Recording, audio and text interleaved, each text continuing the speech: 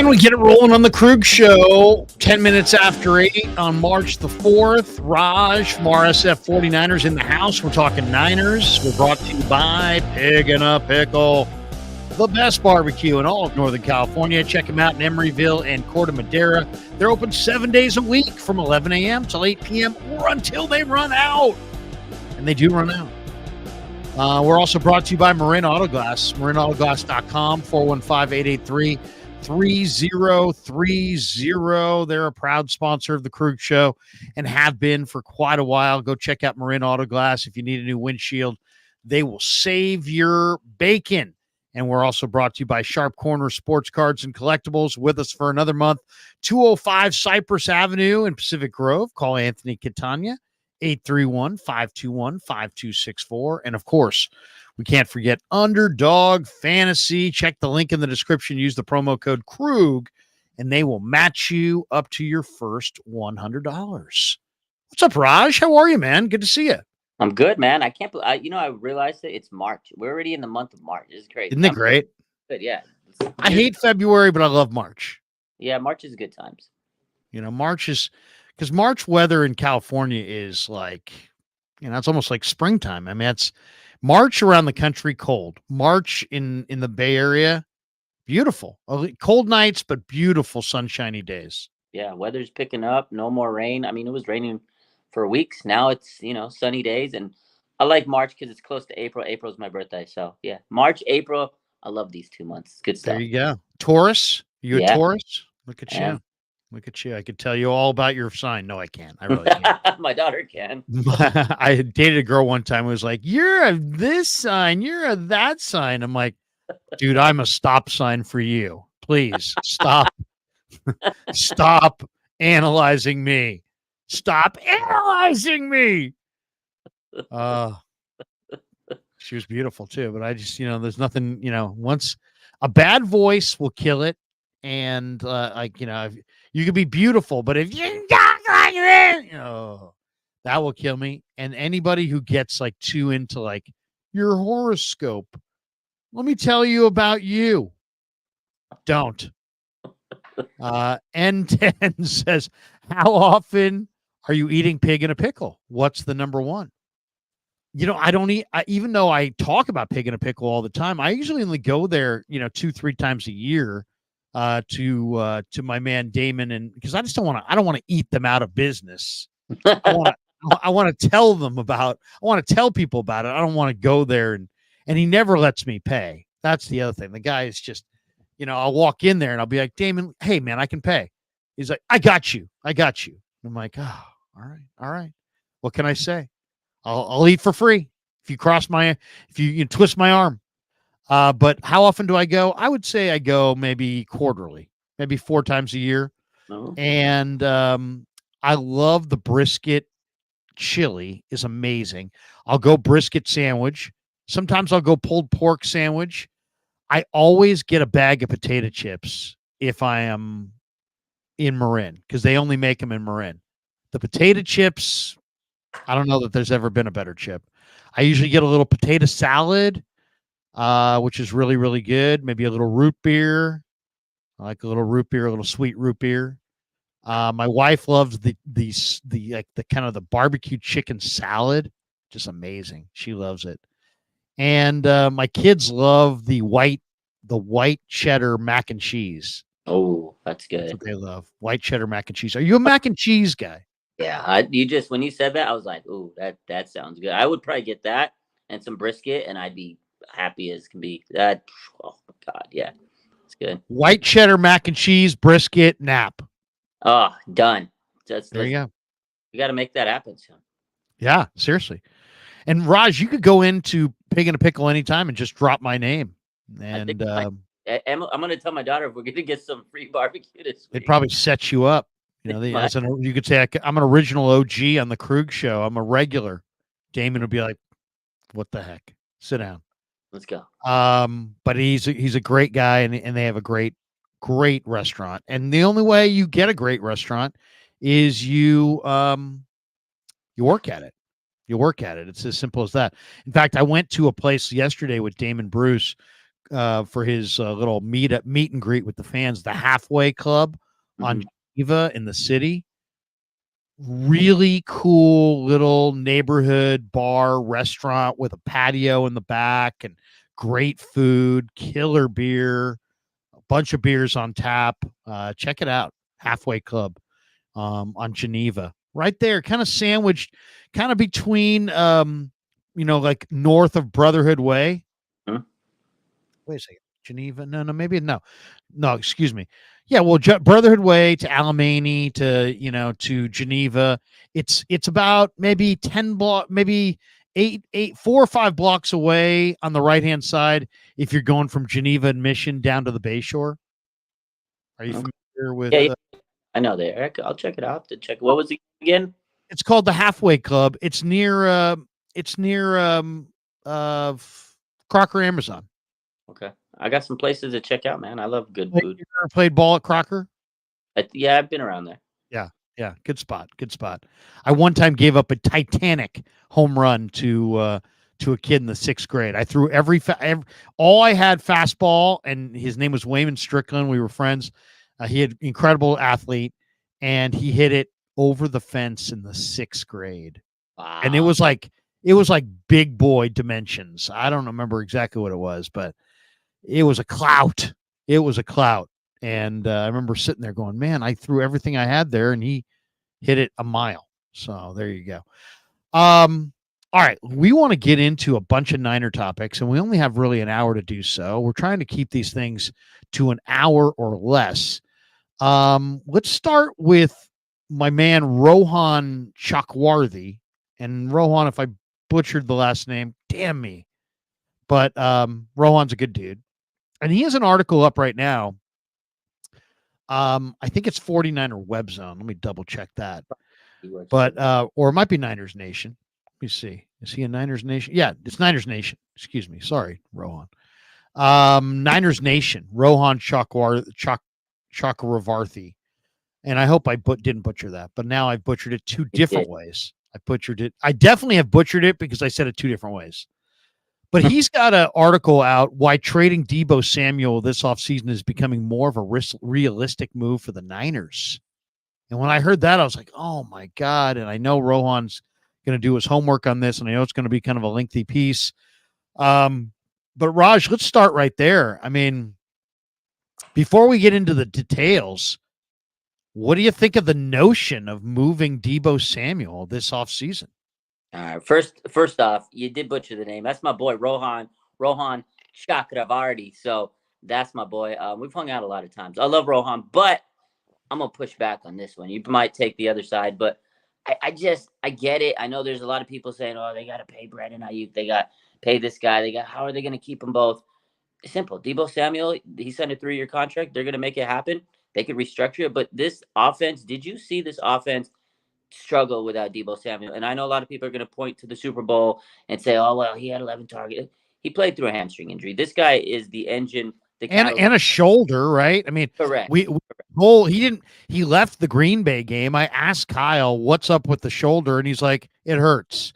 So, I mean, he either had a labrum or a rotator cuff, a fracture, a dislocation, a partial. I mean, he had something.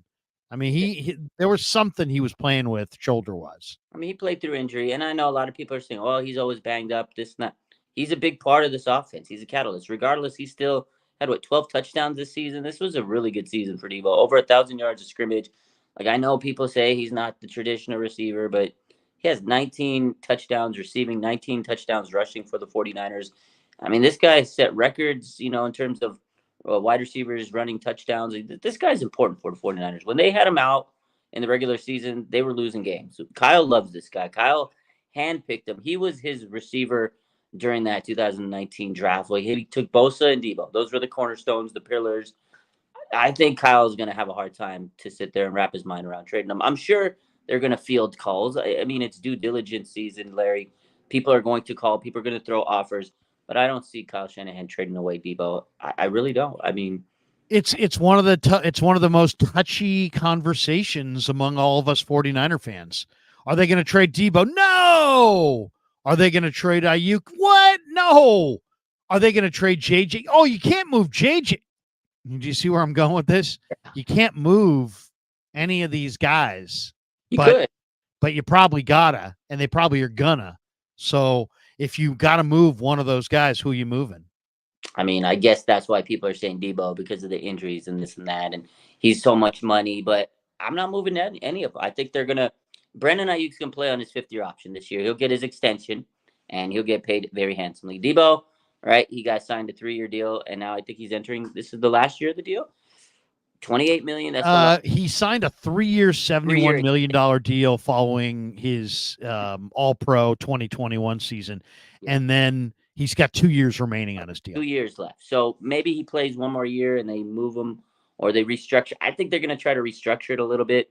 And then Jennings, I mean, he's not going to be getting paid 50. He's not going to get paid big money. He's going to get a big raise, of course.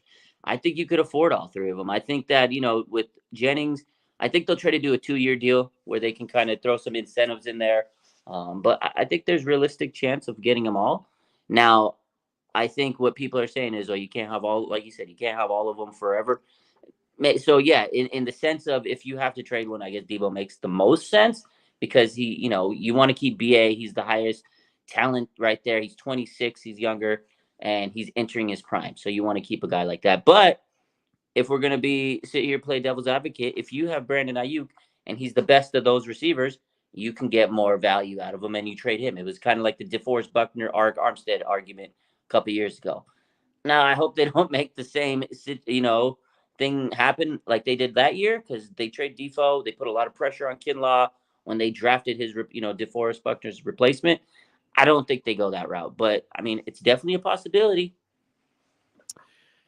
It makes you wonder. I mean, what are they thinking? They're saying that Ayuk's coming back, but then their actions tell you that he might not be coming back. By looking at the receivers they are, by working out offensive linemen that are projected to go in the top 15. Let's make no mistake about it. Brandon Ayuk is your only ticket to getting in the top 15. And so if you're interviewing J.C. Latham and Taliesin Fuaga, you're at least contemplating signing Deebo. And, you could say you want to re-sign him. And Ian Rappaport has reported the 49ers are trying to get a deal done with him after the free agent period comes and goes. But the whole wide receiver market could be reset by then with Justin Jefferson resetting it at 30 million plus. And Deebo was an all-pro this year. So, or I should say Ayuk was an all-pro this year. So, is Ayuk going to want $30 million? You're already committed $28 million a year to Deebo. You're going to go, then you got JJ sitting there. You're going to commit $60 million to 3 wide receivers. I mean, I don't know if that's the wise move. Reading Rohan's piece here, he says the initial buzz around the combine is that the 49ers would be willing to move off of Deebo Samuel. And although his contract may provide complications of trying, in the process of moving off, he said the buzz was synonymous with the Niners' commitment to getting a deal done for Ayuk. And so maybe the Niners are going to pick the younger receiver, which would be Ayuk, as the focal point going forward. And then Rohan writes the biggest concern with Deebo is the hefty contract that still has 2 years remaining on the 3-year extension. In 2024, he's got a cap hit of $28.6 million. That's second on the team to Trent Williams. They've never tried to restructure Deebo, or at least they haven't yet. And he's got guaranteed money allotted to his deal. The Niners would only save $2.1 million if they cut him prior to June 1st. So it's interesting. I mean, it's like he's kind of throwing out the way it could happen pre-June 1st and post-June 1st. And I guess if you do it post-June 1st, the team can spread the dead cap hits over 2 seasons, which makes it a little bit more palatable to move on after June 1st. But if they move on with a post-June 1st cut, the Niners take a $11.4 million dead cap hit in 2024, $15.1 million dead cap hit in 2025. So it's If it's post June 1st, that's pre June 1st. Or no, that's if he's traded post June 1st. Oh, If he's moved post June 1st via trade, the 49ers would take on a $6.6 million dead cap hit this year, 15.1 next year. either way, So, cost them. I mean, if they trade him before, to me, it'd be if they are going to entertain this and trade him, you got to do it before because the draft's coming up next month. So you'd want to make sure you have some type of, you know, replacement in line, and free agency is coming up next week. So, I mean, I think it'd have to kind of be moving quickly and in line with what you said about Rappaport, right? He said yesterday that they do want to sign Brandon Ayuk too after the free agency. So if I mean you get the timeline created here, you trade Deebo before free agency or during free agency before the draft. You get your draft picks. You draft a wide receiver, or maybe you get a wide receiver in free agency, re-sign Juwan Jennings, and then you sign Brandon Ayuk, and there you go. So that could be what happens, but I don't know, man. Either way, you got a lot of money that you got to commit to these receivers. well, and then they met with LSU's Brian Thomas. They met with Texas's Xavier Worthy, who just ran 4.21 at the combine. Those guys are probably going in round one. Yeah. They met with Xavier Leggett. He's probably going late round one after he ran 4.3. Troy Franklin from Oregon, as well as Rice's kid, Brendan Rice, Lad McConkey, McCaffrey's brother, Luke, Jalen McMillan from Washington. Yeah. Do the Niners? Here's the question, I guess. Do the Niners need a better route runner? You know, they struggled against the Chiefs in man-to-man on Super Bowl Sunday, and McDuffie owned Deebo, and Snead shut down Ayuk for the most part. When Ayuk did beat him, the Niners couldn't get the ball to him. What do you think? I mean, is Deebo's route running? What do you think of his effort? What do you think of his route running? I mean, there definitely to me was an injured Deebo late in the year, so I would cut him a little bit of slack. Yeah. I don't know. I mean, there's a lot of this is where the Niners are going to have to make some tough decisions, and there's going to be a lot of unhappy people. How do you? I mean, if you had to move on from Deebo, Ayuk, or JJ, who are you moving on from? It's tough. I mean, people are going to hate me for this because I would actually move on from Juwan Jennings. If we're going to be honest, Deebo is better than Juwan Jennings, 100%. I love Juwan. I think he's fantastic. He's a clutch player, would have been the Super Bowl MVP. But if you're going to sit there and say Deebo Samuel, who's arguably an MVP type player a couple years ago, removed the wide back, he offers so much versatility. There's nobody who can replace Deebo Samuel. He plays like nobody's business. Juwan Jennings, seventh round pick, he's played fantastic, but he's not a route runner. You want to talk about route runners? Juwan Jennings is fantastic. Great hands. He's a blocker, willing blocker. He's amazing. But out of the three, he's probably the lesser of the three. I know I'm not even saying anything bad about him because I love Jennings, and I hope they bring him back. Brandon Ayuk's the best of those three, talent-wise, pure receiver. And we're going to talk about route running. Brandon Ayuk's a fantastic route runner. Now, I know Deebo, I'm going to cut him some slack because he did play through some injuries towards the end of the season. But, I mean, you give him the slant, you put him in the wide receiver screen, little bubble screen. He does some things that nobody can replicate. I get it. Juwan coming off that Super Bowl, there's going to be a lot of recency bias, and people are going to say he's the man. He carried this team in the playoffs, but Deebo Samuel's carried this team many, many times. The Eagles game, 3 touchdowns. Like, he had some big games throughout this season. It's a tough situation to be in. They have 3 guys that need to get paid, and they all deserve it, man. So, I don't know. It's tough. I just don't think any rookie wide receiver can immediately replace Brandon Ayuk. So that's why I don't want to trade him, you know. I think you can replicate, maybe some stats here and there from, Jennings from a rookie. But it's a tough situation to be in, Larry. Like, those are all 3 great receivers. Deebo, again, he may not be the most polished route running wide receiver, but I think Brandon Ayuk's probably the best route running wide receiver on this team and probably top 5 in the league. Now, to me, what they needed was a better offensive line because Purdy was getting, blitzed all day. To me, the priority is offensive line. You give them a couple more seconds, and I think those guys will get open. They definitely need to improve the offensive line. There's no question about that. I mean, I don't think there's no way around that one. The 49ers badly need to improve the offensive line. All right, let's talk about some of the other headlines today. 49ers are hiring ex-Seattle Seahawk linebacker KJ Wright, who's in his mid-30s now, assistant linebacker coach, defensive quality control coach. What do you think?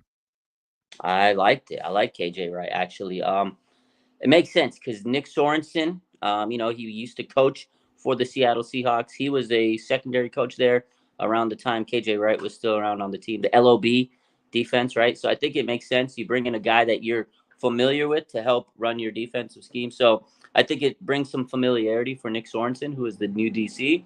And KJ Wright's a great football. He was a great football player, kind of similar to what D'Amico Ryan's done in his career. He was a great linebacker. Became a linebacker positional coach, and then he's moved up the rankings. And this is what KJ Wright's doing. I've watched his podcast a couple times. Very smart. He knows ball. I think this is going to be a good hire. And I think I was watching his podcast today, and you could tell he was just so happy to have this opportunity as a coach. To me, that's great. You have a good young head coach. Is very green, very excited. I think that's going to help this young team. The young linebackers they have, D Winters and Jalen Graham, like those guys are new and they need someone that's really ready to teach them. And this guy said he can't wait to go out there and put drills together for all the linebackers and things like that. So I think it was a great hire. And again, you give some familiarity for your new DC. I like it. Starks says, and Starks last week set me off, so I'm bringing Starks back in. He says, Starks says, I agree. I would have called Bowman. Well, Bowman is already hired by the Chargers. Yeah. So he's Jim Harbaugh's guy. No question there. So, I mean, if they could have had Bowman, maybe, right? I'm going to save this one for later because that's a good comment. All right, let's jump to another topic here. And there's a bunch today, so we're going to move fast. Zach Rosenblatt of The Athletic reported that the Niners explored the possibility of hiring Jeff Ulbrich, for the DC job. That, of course, went to Nick Sorensen. Ulbrich and the Niners had a mutual interest, according to the report, but Robert Saleh said, no. And Ulbrich has been a been an NFL assistant coach since 2010. He's been the Jets DC since 2021. Saleh had the ability to nix it because it was a lateral move without a assistant head coach designation attached, which they eventually gave to Brandon Staley. What do you think? Should the Niners have played their hand differently there? Should they have given Ulbrich the assistant head coach, defensive coordinator combo role and taken him from the Jets? Or do you think they were smart to just, split it up and basically get in a spot where Saleh had the ability to nix it and did? You know what, man? I thought this was interesting. So when you circle back and go through this whole situation of how this DC hire played out, right? They got Nick Sorensen, the in-house. I guess it was the safest pick. He's probably the best guy out of the guys they hired. But I think Kyle took a swing. Like he tried to go for the fences. He tried to get Ulbrich, who was kind of a bigger name there. He also tried to get Spags from the Chiefs, and he got extended pretty quickly after the Super Bowl. So Kyle tried to strike gold here. I mean, shout out to Kyle for trying to take a lateral move from Saleh. His former defensive coordinator said, I'm just going to take him from you. I like that Saleh stuck up for himself. Said, no, you're not going to take my guy without giving him a promotion. I think the Niners, if they really wanted him, they should have gave him some type of promotion, given him the head coach designation, the assistant head coach designation. But, Kyle wanted to have a couple more options. I think he really liked Staley. And I don't think the media would have liked it. I don't think the fans. So I think there would have been some pushback. So I think he knew he couldn't make Staley as the DC because of his past with the Chargers. But I think he wanted to bring him in because he's going to be there to help mentor Sorensen, right?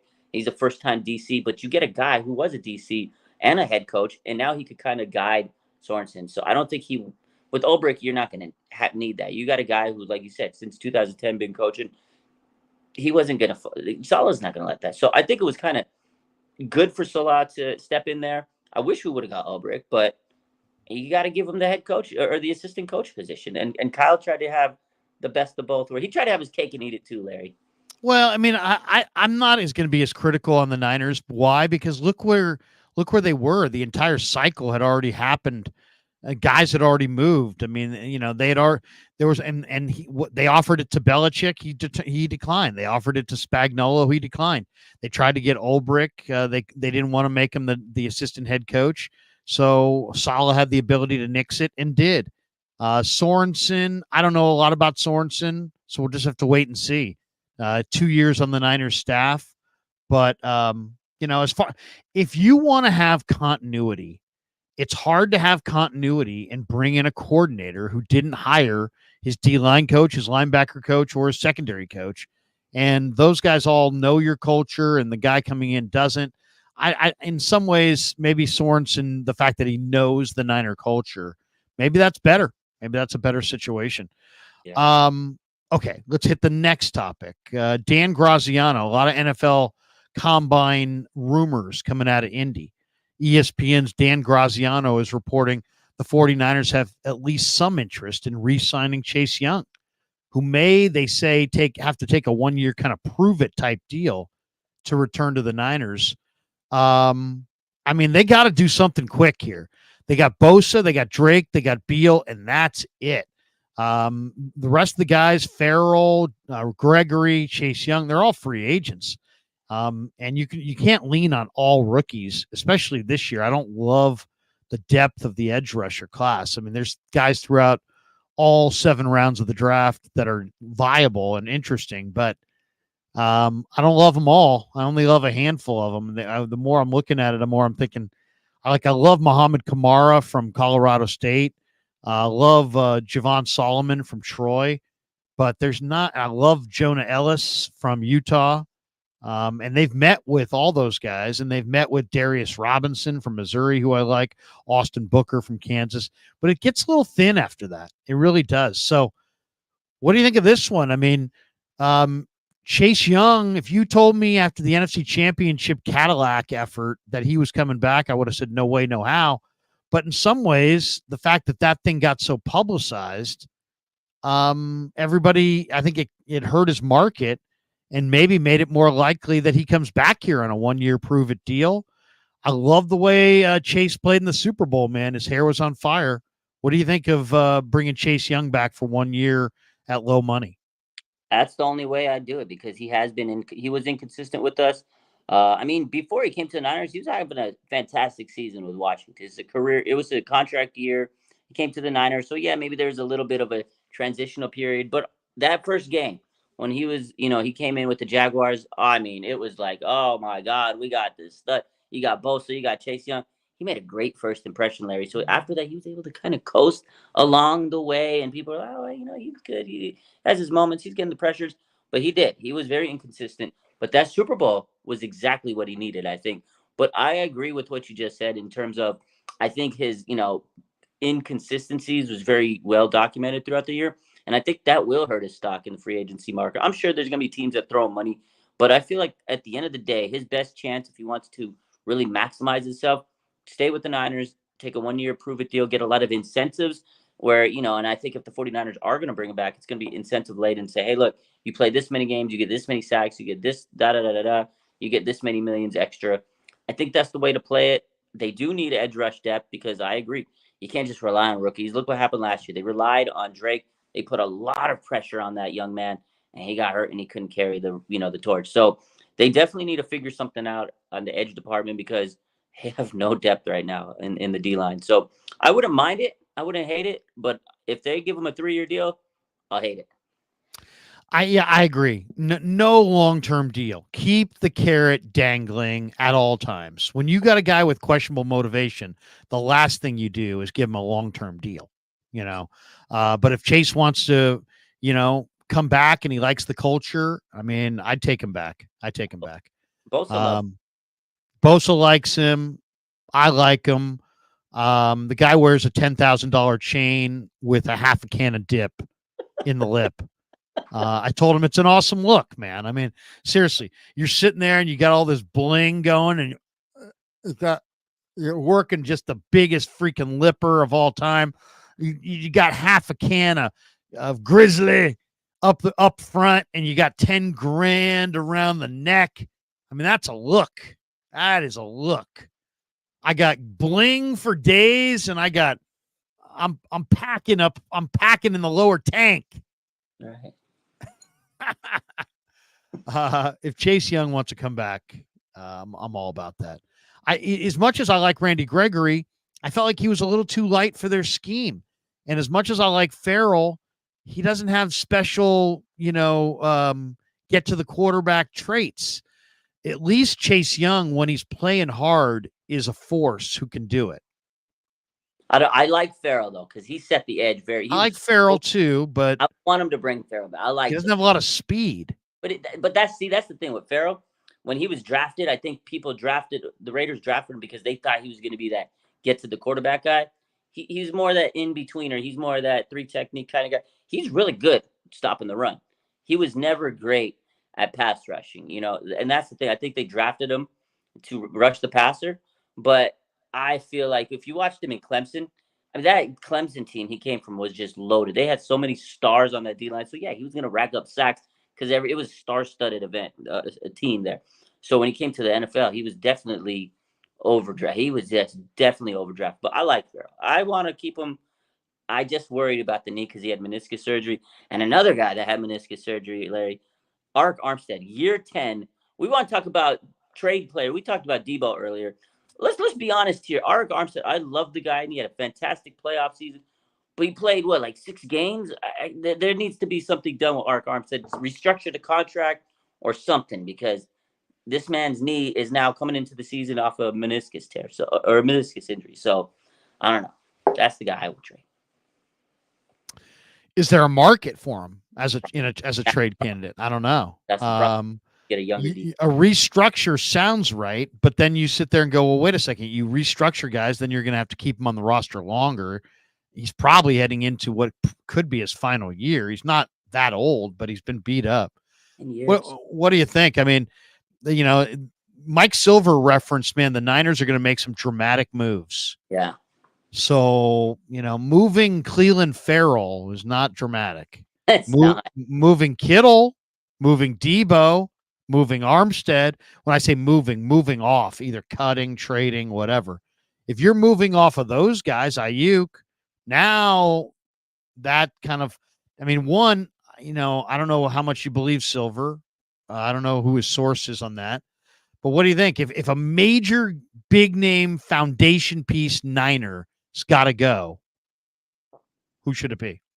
It's Arik Armstead. But the thing is, like you just said, and that's what I was getting to, is what's the market for Arik Armstead? I don't think you get much out of him. I don't even think maybe a 5th rounder. And that in lies of you go back to a couple years ago when they went to Defoe and Armstead. Armstead's market wasn't good then, and it's damn well not good anymore, especially 10 years, knee injuries, the plantar fasciitis. He doesn't have a high market. So, yeah, maybe they got to restructure. But I agree. If there's a difficult decision that has to be made, it's difficult because it's Armstead. We don't know. They probably are like, damn, we can't really trade him.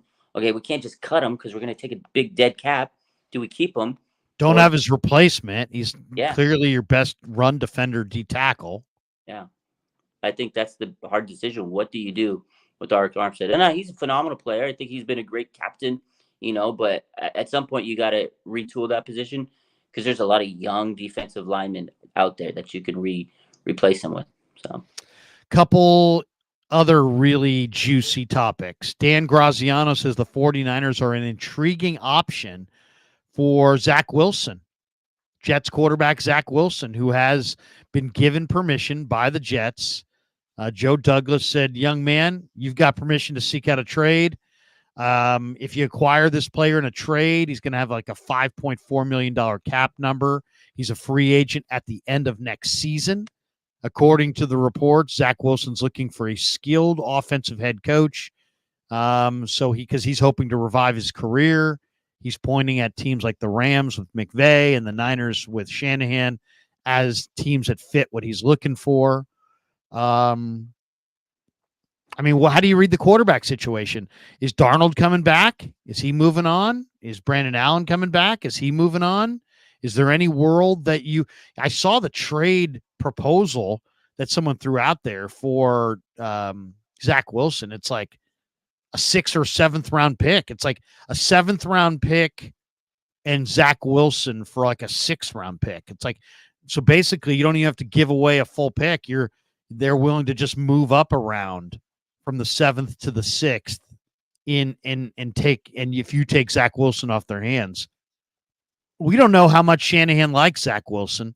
Personally, I kind of see things as they potentially can be and not necessarily as they are in the present. Other people see things as they are in the present and just don't ever, see anybody getting better down the road. But the reality is, there were a lot of Hall of Fame quarterbacks that weren't very good early in their career, including Steve Young with Tampa. I'm not saying Zach Wilson's a Hall of Famer, but I don't think he's awful. I'm looking at some of these young quarterbacks that were in that draft. Mac Jones, they're saying, is available for a 5th-round pick. Zach Wilson for a 6th-round pick. I'd almost rather take a shot on somebody who's failed from that 2021 draft as a backup than invest a pick in one of these rookies, who everybody thinks, every one of them, every year, everybody thinks that every rookie quarterback is going to be awesome. Have you noticed that? Yeah, and then there's a failure rate that we know is built into the thing. And there's all kinds of these, Davis Mills and Zach Wilson and Trey Lance and Justin Fields. And you can trade for any of these guys right now, and you can get them for a relative pittance compared to what they went for on draft day. What do you think? If Zach Wilson wants to be a Niner and you could get him for a 6th-round pick or moving from the 6th to the 7th round, and he makes roughly the same as what Darnold made cap-wise this year, would you rather have Darnold back or you want Zach Wilson? I think if it came down to those two, I'd rather have Zach Wilson than Darnold back. If between those two, I'd keep Darnold. He's been on the team for a year now. He knows the system. He's a veteran. I don't think Zach. But is he good? But Zach Wilson's not good either. I get your. I saw your. I know, but I mean, Darnold is more officially not good, where Wilson's more like he hasn't been good yet. Zach Wilson still is looking for, that goal. He may be able to develop. I don't want to have anything to do with Zach Wilson. That's a great price. Move up to 6th-round picks.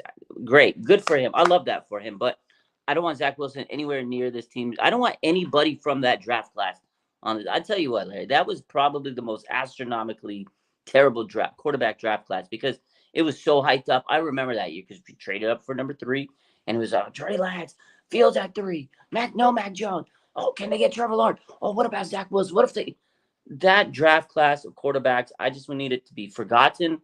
I don't want anything to do with Zach Wilson. He's just immature. I just don't think he's going to be a good quarterback because of his mindset. I'm sure Kyle could probably do some tricks on him and maybe get him better. But we don't have time to waste. We got Brock Purdy. He's the quarterback. Make Sam Darnold your backup. It's simple. It's easy. Run it back with Sam Darnold. I don't hate the guy. I think he's a serviceable backup. He knows he's not a great quarterback anymore. He's not going to sit there and he's not in the fallacy of like, maybe I can be a great quarterback one day. Sam Darnold, I think, has accepted he's a good backup quarterback. I'll take him as the backup. Yeah, I mean, he might fit your culture a little bit better. I just don't know if he's any good.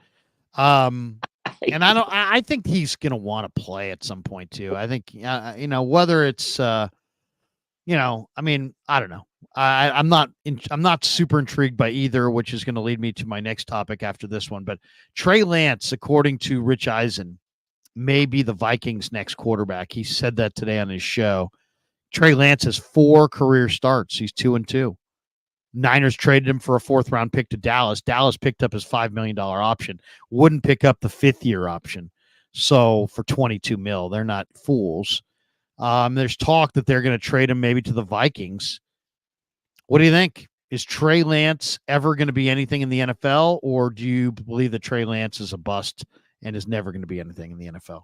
I hope he gets one chance to prove himself, and that will determine everything. I hope he gets a chance. Minnesota will be good because he's a Minnesota boy.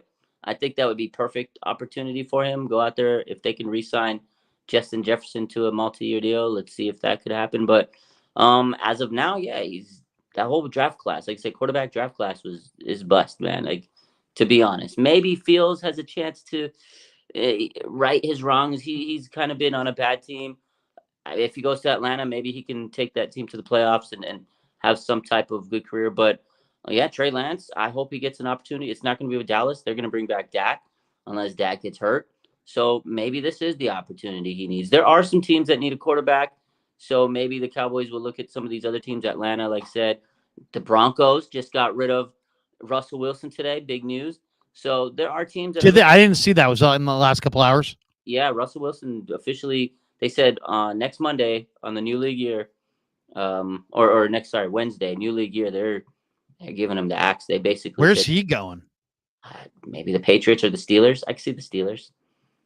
I could see maybe like New York Giants, Yeah, the Giants. Steelers, Giants, one of those two. Yeah. That makes sense to me. What do you think's going on with Russell? You think Russell has lost it? Do you think Russell was always just a product of that Legion of Boom and Marshawn and he's I mean he's not worth the money, but man, I mean he sure dominated the Niners all those years. I mean, he could just beat the Niners like with his eyes closed.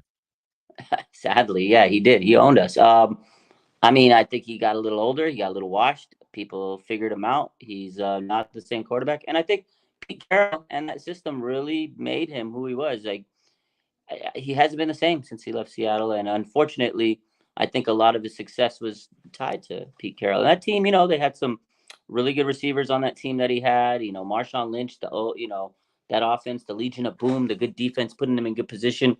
I just think at the time he was in the right place, right time with Seattle, and now he's kind of regressed. He's gotten older, and just falling apart. Unfortunate for him. There was times though when he was with Seattle, like he'd have like a good start to the season, and then kind of sputter away. And I think that it just finally caught up to him. And I think Pete Carroll really was able to kind of mask his flaws.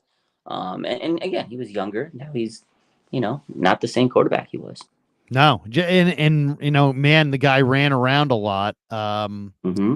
It's maybe it got to him after a while. Maybe maybe he's because he was, to me, he was almost like the modern day Fran Tarkenton. And when I watch Brock Purdy, I see tons of Russell Wilson in Brock Purdy. I mean, as far as a competitor, the mobility, how he's got like this quickness that can't be really defined. Like you feel like you're going to sack Brock Purdy, and then he's like, "Oh, you're there? I'm going to get out of here," and he gets out of there. And it's like it's impressive to watch for sure. Yeah. All right, so today I did a mock draft, and I do one every Monday, right? Yeah. I do a mock draft Monday between the combine, or really from the playoffs on. So this is mock draft 3.0 post combine edition. And when I got to pick 31, I'm looking around and like this, I think like 7 or 8. I did it on Pro Football Focus, which is the first time I've done it on Pro Football Focus, and they don't have as many players, so you can't get as creative on day 3 as like I normally would, because there's not hardly any players there. I don't know exactly the number of players they had, but when I got to 31, I'm looking at some of the D linemen. Okay, I was thinking of Rook or Rororo, who I love from Clemson, Michael Hall from Ohio State, Mason Smith from LSU. I was looking at those guys. I was looking at some offensive linemen, but most of the guys that I really liked were gone. And I'm looking down and I'm like, Michael Penix is sitting right there. And I just watched Michael Penix this weekend. And I went with Michael Penix at 31. And my son's like, Dad, you go with Penix at 31. People are going to rip you. I'm like, I don't care. I'd rather be down as saying that I think Michael Penix is great, and have people question the pick, because I think Penix is the best quarterback in the draft. I'd rather have Penix than May. I'd rather have Penix than Bo Nix, than Daniels, than Caleb, than everybody. I think Penix was the best college quarterback. And then I watched the combine start to finish. I thought he was the best quarterback in Indy. He measured 6'2", 216. He's 24, not 19, so he's a little older. And he's had some injuries in his career going back to Indiana. But we're talking about an incredibly productive player. 81-inch wingspan, 33 and 5/8-inch arms, 10.5-inch hands. So he's got huge hands to dominate the football. This guy's got the best arm I've seen. I mean, this is like, this guy's got a better arm than everybody. This guy's got as good an arm as like Flacco or young Terry Bradshaw. Or, I mean, I can't even think of who throws the ball like this kid. He's a lefty.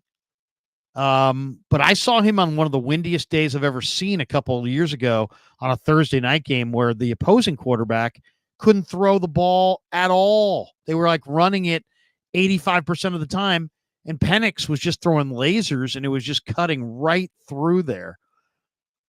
I think Darnold's moving on. I put Penix down to the Niners. Why? Because the same reason they went with Trey Lance. And the reason that was a bad trade is they invested 3 picks on a high pick quarterback, and it didn't work out, and then they lost all those picks. Well, to me, this is the opposite. This is, you get a guy at 31, you stash him, you let Brandon Allen and him back up Purdy for a year, you show him off in the preseason. Odds are Purdy's going to miss a game or two. Maybe you throw him in there.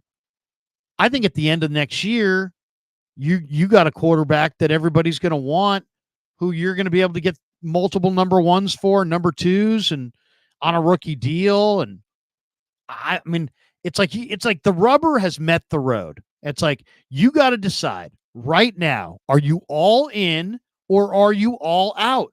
And you've got to make an evaluation of these quarterbacks. My evaluation of Penix is that he is damn good. And if he's there at 31, they're saying he may be there in the 40s.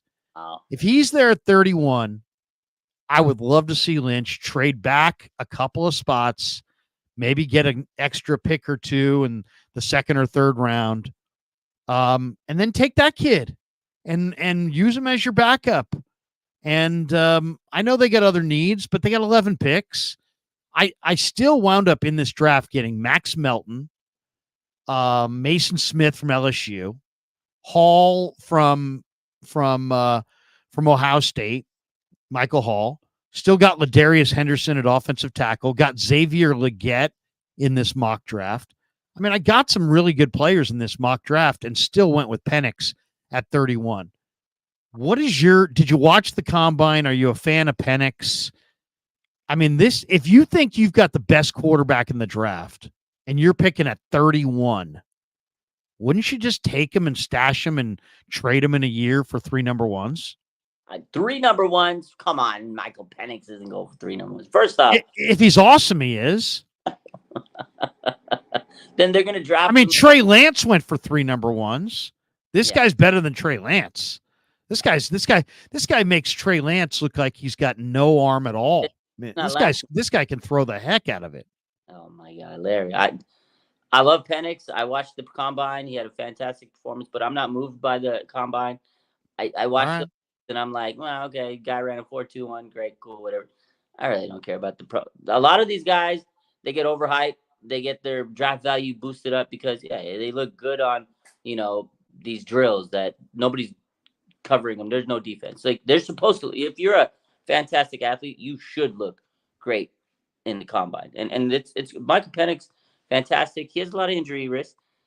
I don't need any quarterback controversy at this point. Like I said, to me, it's simple. You get Darnold, run it back with him as your backup. The 49ers need offensive line. Michael Penix he's not going to be protecting Brock Purdy. Whoever they take at 31 needs to be able to protect Brock Purdy, plain and simple. Or they need to get somebody in free agency that can, because let's just say this, though. Let's just say this. If you're going to put me down for saying this, then as far as I'm concerned, if Michael Penix becomes a Patrick Mahomes, you have no right at all to say that Shanahan should have drafted him. And look, they passed on Michael Penix.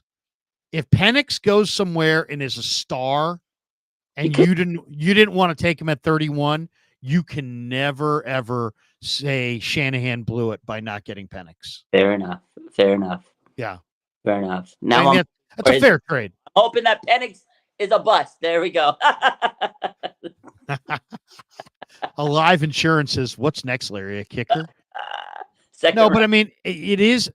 I love Brock Purdy, and I think Purdy's the guy long term. Yeah. But I asked my kid today. I said, if the 49ers said Brock Purdy's available in a trade, what would they get today? My kid said 4 number ones. No. That's what my kid said. They're not getting a first rounder. They're maybe. You don't think they would get a first rounder for Brock Purdy? I don't. Oh, come on. I don't. The league not even one.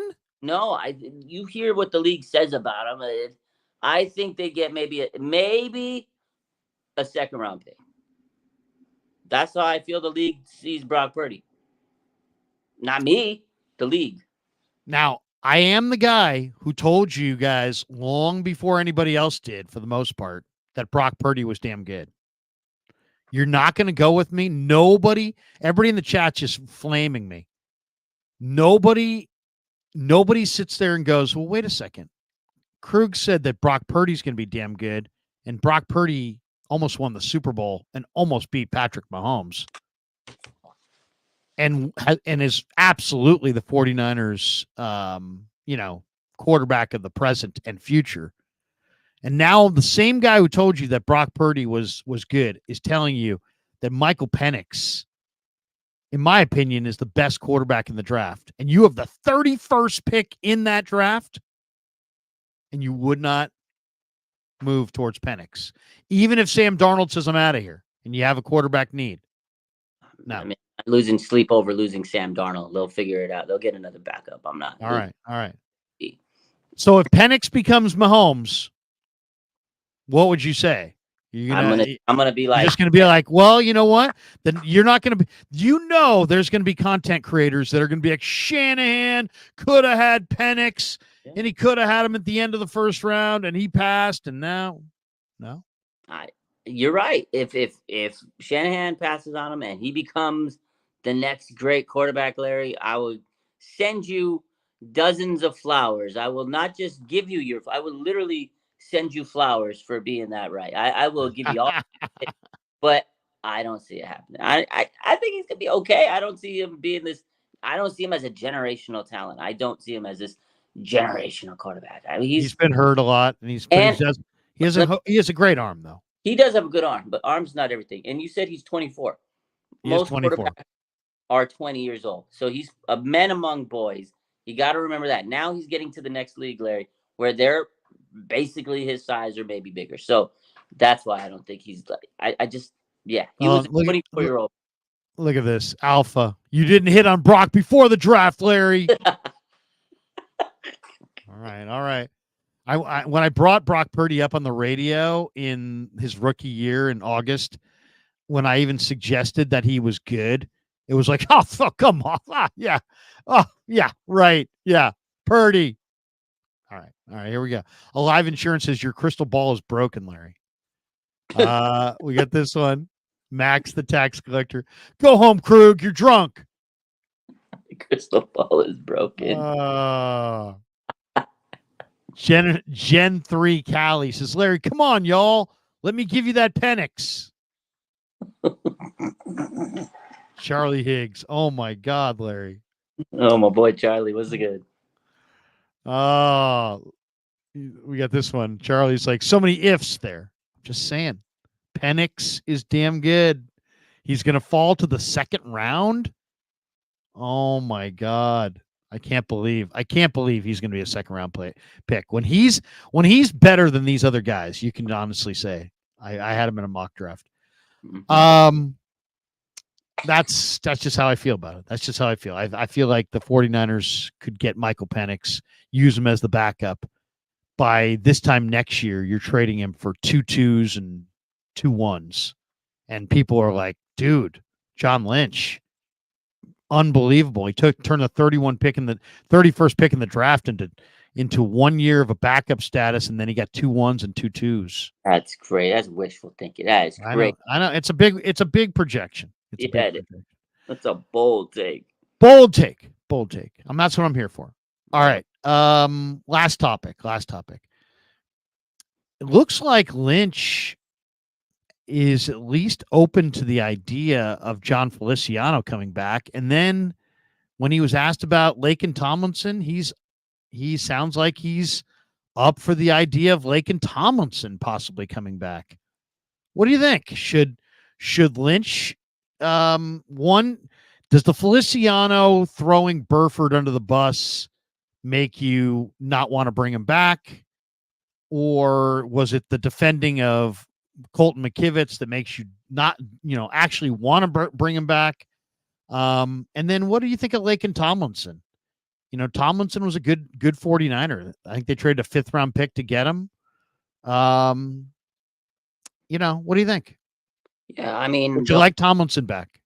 So, first question, Feliciano, the whole Burford social media, it is what it is. He apologized. Lynch said he, has righted his wrongs. I get, Lynch said he owned up to that, and I respect that out of him. I want Feliciano back. He's a great player. He's like the Dan Brunskill 2.0, that Swiss Army knife type guy. I don't think he could have been a starter all the time, but he split reps with Burford. I think if he was in during that game and that critical junction, it might have been a different outcome there. A good player. Unfortunately, he got hurt during that game. But yeah, definitely. I hope they bring Feliciano back. Great depth. Guy that can compete as a starter. He adds great value to your offensive line. Laken Tomlinson, I loved him when he was on the Niners several years ago, but that was several years ago. He is a little bit older. I want a younger guy. I don't want a patchwork offensive line. I need elite players. Laken was good when he was here, but last year he wasn't that great. He let up a lot of pressures. He was one of the top offensive linemen in terms of sacks allowed. We can't be allowing that stuff. I love Laken. I get it. Cool, respected by the fans. He was very, durable. But I need elite players that are not going to let Brock Purdy get his UCL torn. I need guys that are good. I love Laken, but he's past his prime. Okay. Yeah, to me, I'm looking at that free agent guard market, and there's a lot of guys out there that I like. Nick Allegretti, I mentioned him. Had him on from the Chiefs. Damian Lewis from Seattle, like him. Sadiq Charles, Jonah Jackson, Robert Hunt, Mike Onwenu from New England, Kevin Dotson, Graham Glasgow, Kevin Zeitler. There's a lot of good guards out there in free agency and in the draft. Mm-hmm. Mason McCormick is one of my favorite players from the combine, the kid from South Dakota State, the guard. He's really good. So, you can find guards, but I did think it was interesting that Lynch said, hey, we'll have to kick all tires. We'll have to investigate whether or not we want Tomlinson. All right, a couple last thoughts, and then we'll bolt for the door. We got this one from Mr. Sweden. He says, improve the O-line. So what does Larry do in his mock draft? He picks a quarterback. There you go. The value. I was going value. And I'll say this. At least I'm being totally truthful. I like Michael Penix. I'll put my name to it. Okay. I think Michael Penix is going to be damn good. And there's going to be other content creators at some point in the next 2 years who will be ragging Kyle Shanahan for passing Michael Penix. You heard it here first. Right. Dieterhead says, Larry, Dave Lombardi says the 49ers can create up to $96 million in restructuring. The 49ers are good. They can, but to do so, you'd have to restructure some older players, and that means that you're kind of kicking that can further down the road. It's a different philosophy because the cap does go up, and there's always people who are like, just kick the can further down the road, and eventually it will, the money, you'll be able to figure out ways to cope with the restructured dollars. I know they can create that much in restructuring, but I don't think they want to. And that would be my guess. So we'll see. It's a balancing act. Dave is right, though, on that. Whale and Wasp. Larry, how do you feel about my dude Frank Crum in the 6th or 7th round? Did you see Frank Crum Frank Crum is a blonde-haired 6'8", 6'9" offensive tackle who played for Wyoming. And Wyoming's got a pretty good program. This guy had incredible workout numbers, and he's probably going to be a 4th or 5th round pick. now after he worked out so well. He was going to be a late day 3 pick. I'll say this. I mean, it's pretty rare that you can find an offensive tackle in the draft after the top 25 picks that can really be a player long-term in the NFL. So is he a guard? I don't know. It would be pretty special if he were a tackle and you got him in the 5th round. That's for sure. I'd investigate. I liked the kid's interview. Definitely got a great personality. He just got engaged to his girl. Seems like a good guy. I love that program at Wyoming. The head coach there was tough as nails. So interesting. Frank Crum. Definitely worth watching film on. Baby Radiance, is Purdy a franchise quarterback? I think so. Raj, what do you think? Is Brock Purdy a franchise quarterback? Absolutely. Set the franchise record in passing yards. He's a franchise quarterback. There you go. He's put up the numbers. He's got receipts. Derek, has anyone ever drafted a quarterback, had him sit, and then get good return on him? The one that I think of is, and he didn't sit, but he didn't star, was the Chargers, right? They drafted Drew Brees, and then they drafted Phillip Rivers, and they traded Drew Brees. Yeah. And Drew Brees became a Hall of Famer. I'll say another one. The Falcons drafted Brett Favre, flipped him a year later, got like a 2nd round pick or a 3rd round pick. It wasn't a good pick. Brett Favre became Brett Favre. That's true. There's an awful lot of Hall of Fame quarterbacks that weren't very good at 24, 25. That's all I'm saying. And you know what? Let's be honest about this. If you can predict which quarterbacks are going to be good and which quarterbacks are not going to be good, you can really build your football team very fast in the NFL. Because that means you're staying away from all these bust 1st round picks that, the history's littered with. And you're picking, if you can find the good quarterback in later rounds, let's just say the Niners, let's say Trey Lance was awesome. He was their franchise guy, and he's still their franchise guy. Do you know what the Niners could have done for their franchise by identifying Brock Purdy at the end of the 7th round and just having him show little things here and there, even if he only got a little run here, a little run there?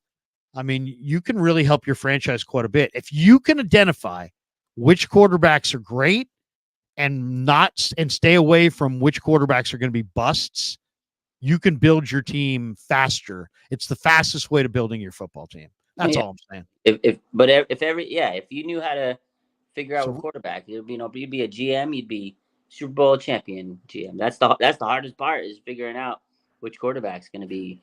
Dallas Cowboys had Steve Walsh and Troy Aikman. Traded Steve Walsh. I think got some decent picks in return. Went with Troy Aikman. The rest is history. Right? Yeah. Troy's a Hall of Famer. HB Gaming says, why doesn't Raj ever go on the Cone Show? I don't know. I've asked. I put it out there. I just think timing. He does his shows when I'm usually working or whatnot. So I think a lot of it's just timing, honestly. But Are you beefing? Are you beefing? No, why would I beef? No. I'm just busting chops. Creators. I'm just joking. Yeah. Beefing. Is there bad blood there? Yeah. Is there a reason that you're not going on? Nothing. No. Just timing. All right. There you go. Raj doesn't have bad blood. Krug, bad blood. Raj, no bad blood. Raj is a very positive human being. Raj, you have one final thought. I will leave it to you. We're an hour and 3 minutes into our live stream. You know how much I enjoy streaming with you. We got 500 people in the room. We're hanging out. It's a Monday night at 9:15. You're going to get on with the rest of your night. I'm going to go make a couple videos and see if anybody in my house wants to talk to me. Raj, you got a final Niner thought? I brought up a bunch of topics, but you are your own content creator and develop all kinds of topics. That's why I go to RSF 49ers to figure out, what's being talked about Niner-wise. Is there anything Niner-wise that we didn't hit that you think's kind of an interesting little nugget that we could hit before we jet? I think we covered everything, but obviously next week is the big big week. It's free agency, and it's the new league year next week. So I feel like the Niners are going to make some type of big move that we're not like last year. Javon Hargrave, and we were like, nobody saw that came out of like left field. It was crazy. I think Niners are going to do it again next week. I really feel there's a big move and nobody expects. I think there's going to be a splash. I don't know who it's going to be. I don't know what it's going to be. But for some reason, I feel like the 49ers are going to get a big time cornerback. I don't know why. I just have this feeling, this inkling, they're going to get a big cornerback next week. I do. I don't know. You know what? You are so on it, and I'm so glad. So this is why I'm glad when I sometimes throw the ball back to the guest and just say, "Hey, what do you think?" Because a lot of times you'll hit a topic that is a great topic, and you have a great take. I think that take is so spot on. I really do. I think the Niners are going to do this year in free agency what they did last year and the year before. They got 20 free agents. They're going to let 15 to 16, maybe 17 of them go. Yeah. But they're going to sign one big name free agent. Yeah. And I think you're totally spot on. I think it's going to be a corner. I was watching I was looking at Coach Yak's timeline today. He says that Bleacher Report says that the guy the 49ers have interest in is Jalen Johnson of Mm-hmm. the Chicago Bears. And I looked up Jalen Johnson, Raj. He's only 24. He's really relatively a young player. He's not at all old. He's got to be one of the youngest free agents in the history of free agency. Yeah. That's a great, to me, that's a great one. Yeah, here it is. Bleacher Report, Coach Yak. He says the 49ers just took the Chiefs to overtime in the Super Bowl. And while the 49ers do have some reliable cornerback depth, they ranked fifth in net yards per attempt allowed last season. And it says they have been in the market for a top tier corner. Jalen Johnson is projected to get about $16 million a year in free agency due to according to Spot Track. If you said to me, make a prediction on the Niners in free agency, I agree with Coach Yak. I think the 49ers are going to wind up with Jalen Johnson for a contract in that $16-17 million range. I think he's going to be the one big name free agent they sign is going to be Jalen Johnson from the Oh, Bears. you know, If that happens, what would you say about it? I'd be ecstatic. I mean, mid-season they actually tried to get him last year, mid-season trade, but the Bears wanted a little bit more draft capital than the Niners were willing to give up, so they went and got Chase Young, obviously for the third round pick. But I'd be ecstatic. I mean, this team has a great outside. They got Diamond Lenore, who's really developed and blossomed. You got Mooney Ward, All Pro. They need a better nickel cornerback. They've been searching for that. And Lynch talked about it last week at the combine. He goes, we really need to focus on that nickel spot. He goes, it's one of the hardest positions to fill. They like Darrell Luter, but is he good enough? Is he developed enough to take that role? You go get Jalen Johnson. You can put him on the outside with Mooney Ward. Diamond Lenore can play the slot if you need it. If you really want Diamond Lenore to play slot, he can play outside, he can play inside. The three cornerbacks right there, Lenore, Mooney Ward, Jalen Johnson, will be fantastic. I don't know if it's going to be Jalen, but I think they're going to make a move for a big cornerback next week. I have a feeling, Larry, that's the bold move. I don't know. I would take Jalen Johnson over Snead just because Jalen Johnson's only 24. That's young. That's young, man. And Jalen Johnson, I watched Chicago. Chicago's terrible, but that kid really stood out. I mean, he made plays. He's coming away with picks. Didn't he have a pick six like either week 18 or week 17 or whatever it was? He had a late in the year's pick six, I believe. That was unbelievable. So yeah, Jalen Johnson. If I have to say, if I got to make a prediction, got to put myself on the line and say, make one prediction, one premier free agent that is going to be this year's Hargrave, this year's Mooney Ward, Jalen Johnson, Chicago Bears corner. Do it. I hope so. All right, man. That does it. That does it for us tonight. Thanks to Raj. Thanks to all of you guys. Thanks to the 400 plus people. Oh, by the way, we are closing in on a big milestone here. We are at right now We are 12 subs away from 40,000. Get them. Run that up. You guys, 12 subscribers. That's 12. 12. We got 417 people hanging in the room. If there's 12 of you out there that have yet to sub to the Krug Show, please help me get to 40,000 tonight. I would love to get to 40,000 tonight. I am 12 away from 40,000. If you had told me, I was hoping to get to 40,000 by Super Bowl Sunday, and, it didn't quite happen. If the Niners had won, I think I probably would have gone there. But I'm now at 39,992. I'm 8 subs away from 40,000. 40,000. Wait a second. I'm 4 subs away. 39,996. Let's go. 40K on the stream. Let's go. 4. Can I get 4 people to support my efforts? Come on. 40K. Are you out there? That's crazy. We have 300. We're 2 away. Let's go. We're going to break. We can hit 40K live, baby. Who will be number 40,000? Come on. 2 more to go. And don't be that guy that quits in 2 minutes after I celebrate 40,000 that puts me back at 39,999. Come on. Here we go. 40,000. There it is, baby. Let's go. 40,000. 40,001. 40K. Let's 40K. Go. Feed and Look pig at that. tomorrow, Look at baby. that. Let's go. Oh, unbelievable. 40,000. Raj, I got to thank you, my brother. 40,005. We're over the top. Oh, man. We're well over. Let's go. Unbelievable. 40,000 subs. Raj, you and I have been streaming. Do you remember when our first stream was? My son Kevin said, man, you got to hook up with Raj. He's blowing up on the IG. He's got a great personality. We did some IG lives, right? And we had you on, and we've been streaming for the last year, building each other's channels. Raj, do you remember when we first got together? Was it over a year ago? Yeah. What did you have, like 8K or something? It was unbelievable. That's crazy. It was unbelievable. This has been an amazing year. 40,000 subs for the Krug Show. Proud of you. That's awesome. Dude, awesome, man. Next year, you'll be okay. Look at this one. Mark Reyes, 40,000 for the man. Congrats, Larry. Member for 20 months. Thank you, Mark. Oh, man. Thank you, Mark. You can mute me, Mark. You can mute me.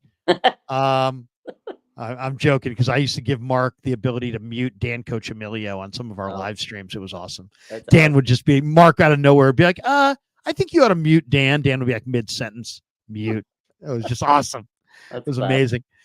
All right. Hey, man, have a great night. Thank you for being here on a momentous night as we get to 40,000 subs.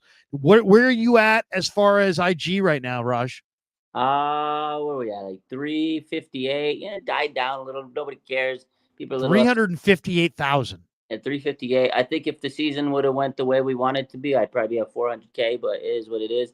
YouTube, we're at 23K. Twitter, we're at like 72. I don't know, something like that. 72. Dude, 23K on YouTube, and you only started it, what, a week ago Monday? No, I'm just joking. On you, yeah, pretty yeah. Yeah. No, but it is. I mean, no, I'm joking about a week ago Monday, of course. But you did start it relatively recently, right? I mean, when did YouTube start for you?